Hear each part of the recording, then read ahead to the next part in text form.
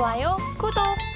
KB증권 프라임센터 투자 콘텐츠팀 유영화 과장님과 연결해 봅니다. 과장님, 안녕하십니까? 네, 안녕하세요. 네, 반갑습니다. 늘 자세하게 이 종목과 특징적인 사항들 짚어주고 계시는데 오늘은 어떤 종목 위주로 살펴보고 계실까요?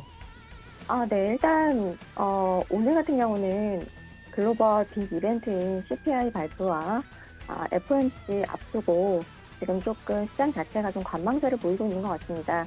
그렇기 때문에 오늘은 좀 추격 매수보다는 오히려 좀 벌어놓던 것들을 좀 현금화하면서 좀 챙겨놓는 하루가 어떨까 싶고요. 일단은 수급 한번 체크를 해보면 역시나 전일은 컨텐츠, 웹툰, 이런 쪽으로 수급이 거의 집중이 되었다라고 보시면 될 것 같아요. 계속해서 최근에 연일 한국 드라마가 중국 쪽으로 판매나 방영되는 사례들이 지속해서 발생을 하고 있기 때문에 모멘텀을 긍정적으로 받았다라고 보시면 좋을 것 같아요.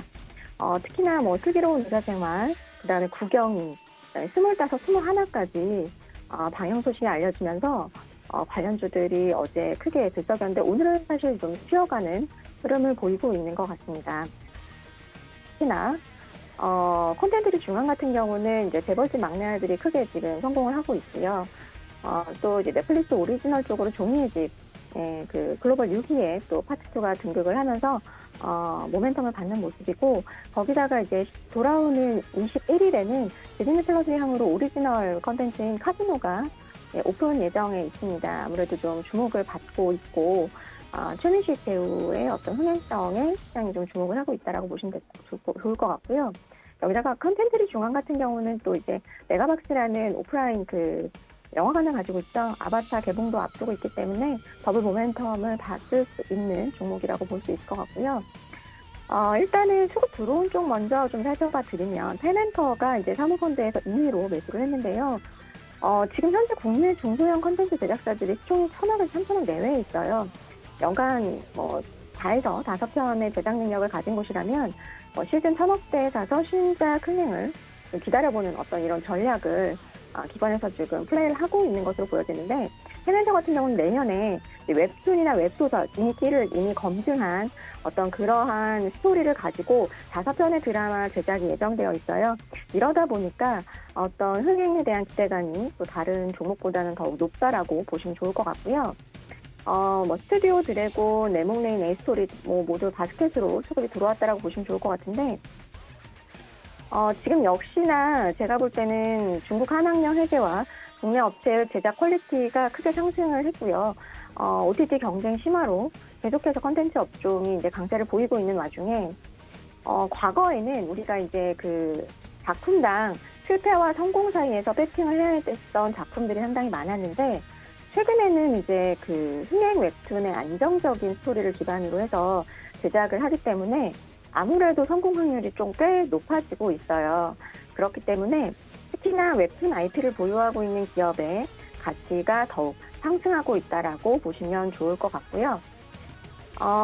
그 다음에 이제 내년에 또 기다리고 있는 모멘텀 중에 하나는 이제 로봇과 XR이라고 보시면 좋을 것 같은데, 그중에서 오늘 로봇은 또 긍정적인 흐름들을 보여주고 있는 것 같고요. XR 같은 경우는 어제도 수급이 또 1등으로 들어왔습니다. 보통 이제 XR 관련주 중에서는 뉴프렉스와 나무가가 대장주 역할을 해왔는데, 나무가가 최근에 조금 슬로우하게 움직임을 보이고 있어요. 이유가 있는데, 일단 나무가는 BW 전환 물량이 좀 대기를 하고 있습니다. 오버행 이슈가 있기 때문에 기관들이 지금 약간 기피를 하고 있는 것 같고요. 지금 그렇기 때문에 이제 그 대안으로 뉴프렉스를 아마 이제 수급에서 계속해서 매집을 하고 있다라고 보시면 좋을 것 같은데, 그럼 나무가는 어떻게 해야 되냐라고 궁금해하실 것 같아요. BW의 행사가가 나무가 같은 경우는 8,400원이에요. 이제 14일에 아마 상장 예정으로 되어 있기 때문에 12일에는 이게 매도가 가능합니다.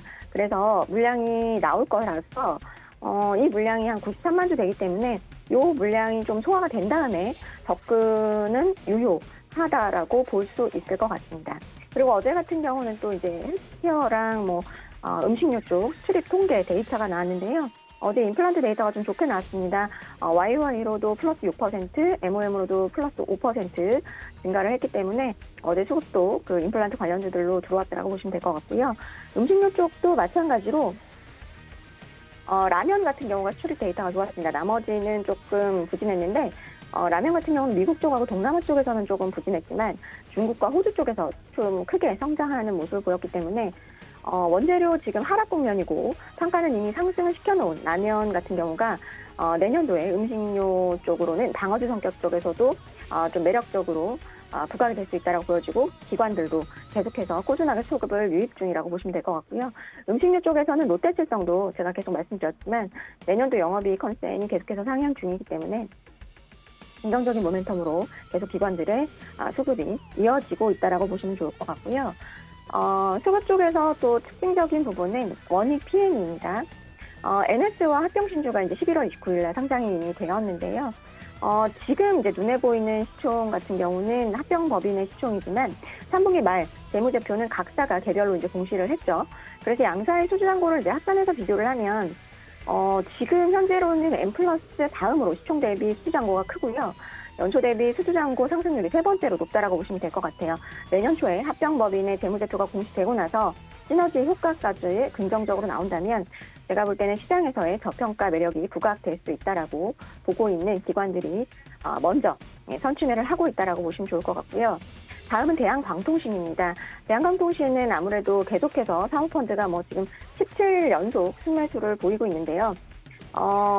단기적으로 크게 좀 일봉상으로 보면은 반등이 나온 것처럼 보이지만 주봉상으로는 아직 좀 바닥에서 기고 있는 상황이라고 보시면 될 것 같고요.